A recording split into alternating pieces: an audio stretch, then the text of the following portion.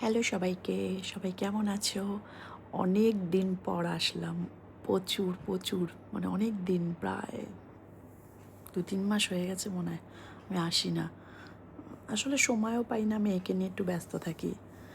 তো আমার মুখে মাঝখানে জানি না এই নাকের এই ওপরে একটা দাগ, এ দেখো এইখানে এরকম, এরকম একটা দাগ, এই যে এইসব হয়েছিল। তো বাইরে বেরোলে বোঝা যেত না, যেহেতু তুমি মেকআপ টেকআপ করে বেরোই বা ফাউন্ডেশন বাগেরা লাগিয়ে বেরোই।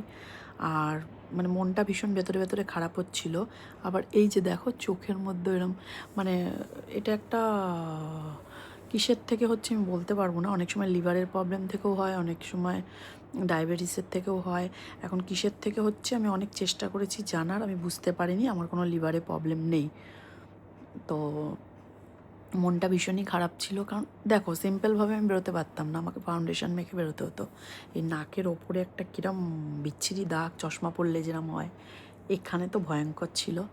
তো মানে আমি নিজে ওস্তাদি মেরে ব্যাপক দামি দামি সিরাম, নাইট ক্রিম, সানস্ক্রিন ভীষণ দামি, মানে যেটা আমি মানে বলতেও পারবো না, তোমরা ভাববে আমি দেখাচ্ছি।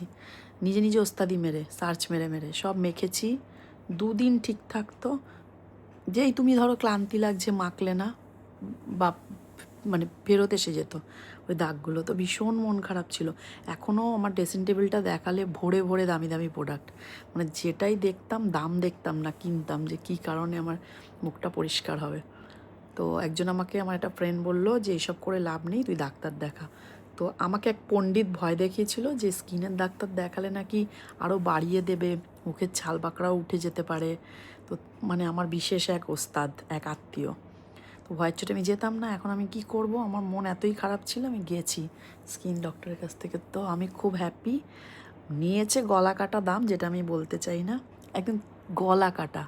কিন্তু দেখো আমার মুখটা, এ দেখো নো ফিল্টার, কোনো ফিল্টার নেই। আমি কালো, কালোও না ফর্সাও না, শ্যামবর্ণ বলতে পারো।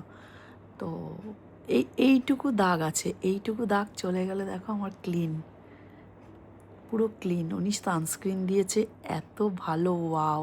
সব দাম বেশি, কিন্তু আমি ওরম দামি প্রোডাক্ট আগেও আমি নিজের থেকেও কিনেছি।